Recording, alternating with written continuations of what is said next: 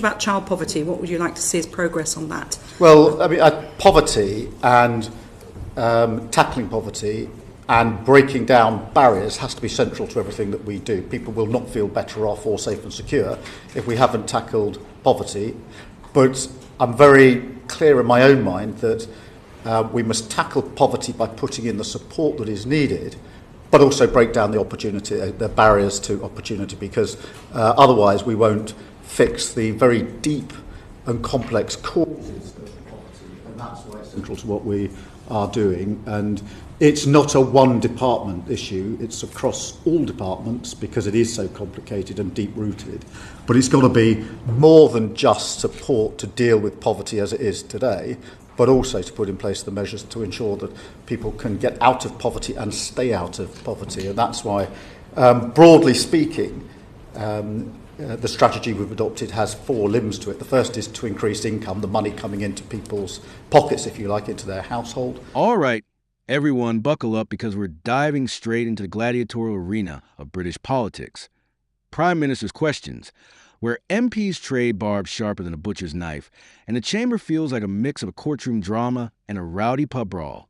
This week's session was a masterclass in chaos, with Keir Starmer the center of a political firing squad led by Nigel Farage, Kemi Badenoch, and a cast of MPs wielding questions like weapons. It's less a debate and more a verbal cage match, complete with awkward pauses, savage one-liners, and enough tension to make a tightrope walker sweat. Picture a circus where the ringmaster's lost control, the clowns are armed with facts, and the audience is screaming for blood. If you're here for the drama, you're in the right place. Hit like if you're ready for this roller coaster, subscribe, and smash that notification bell to catch every unhinged moment from Westminster. Over 98% of you watch without subscribing, so do us a solid. It costs nothing but keeps the chaos coming. Now, let's get to the action. The chamber crackled as MPs zeroed in on Starmer, hammering him on national security with the precision of a sniper. One MP kicked things off with a nod to Starmer's Monday speech, giving him a half-hearted pat on the back for learning, before dropping the hammer. Over the weekend, an illegal immigrant from Iran, suspected of crossing the channel by boat, was arrested in northern England on terrorism charges. Since Monday, roughly 1,000 undocumented young men have poured into the UK via the same route. The question landed like a grenade. Does Starmer agree the channel situation is a national security emergency? The room held its breath, waiting for an answer that didn't sound like it was scribbled on a napkin 5 minutes earlier. Starmer, visibly rattled, tried to deflect. "It wasn't my speech, it was the Prime Minister's," he said, as if that cleared anything up. He leaned hard into the Borders Bill, boasting it gives law enforcement powers rivaling counterterrorism measures, authority to act before crimes happen, even before people set foot on UK soil. It's the toughest border security plan ever, he claimed, chest puffed like a pigeon spotting crumbs. But then came the twist. Farage, grinning like a fox in a henhouse, pointed out Starmer voted against that very bill. The chamber erupted in laughter, MPs smirking as Starmer fumbled, muttering about provisions and inherited chaos. It was a political mic drop, exposing the PMs flip-flopping like a magician revealing a trick gone wrong. The heat didn't let up. Kemi Badenoch stormed in a one-woman wrecking crew, tearing into Starmer's economic record. "There are 100,000 fewer jobs now," she declared, voice sharp enough to cut glass. "Hospices, charities, and nurseries are drowning under a jobs tax they can't afford, and even unions are admitting workers are being tossed onto the scrap heap." She didn't stop there, slamming Starmer's incoming unemployment bill that threatens to make hiring pricier. "When will he admit labor isn't working?" she demanded as MPs roared. Starmer shot back, rattling off trade deals like a desperate salesman.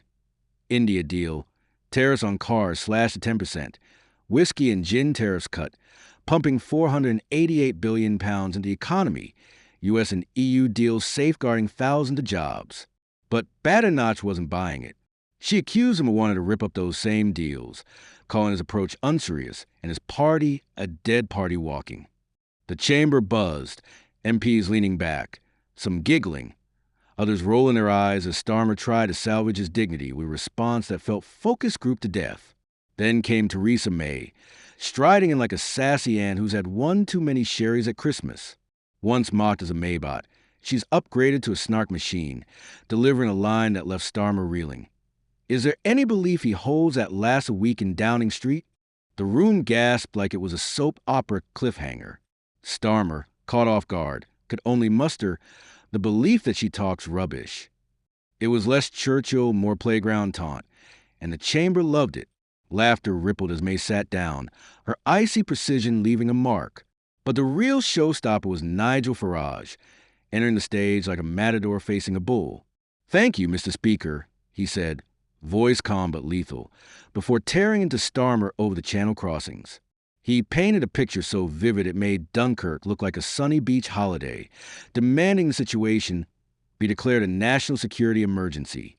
Starmer, shuffling papers like a nervous intern, leaned on the Borders bill again, blaming the last government for the mess. Farage wasn't having it, reminding everyone Starmer opposed a bill he now champions. The hypocrisy hung in the air like smoke, and the chamber ate it up.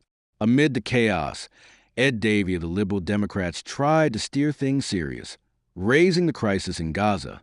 For 10 weeks, Israeli forces have blocked food, water, and medicine, leaving 2 million at risk of famine, 1 in 5 facing starvation.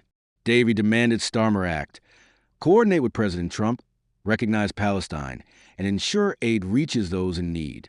The chamber quieted for a moment, Starmer nodding gravely, calling Gaza conditions intolerable and outlining effort for aid, hostage releases, and a ceasefire. He stressed a two-state solution as the only path to peace, but the weight of the crisis clashed with the chamber's earlier theatrics, making his words feel like a brief intermission in the circus.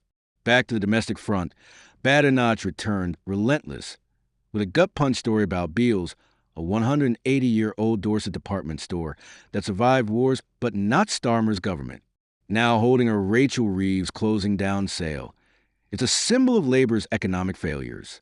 Starmer insisted no one wants job losses, but his pivot to trade deals, India, US, EU, sounded like a broken record. MPs smirked, some whispering, others openly laughing as he tried to project strength.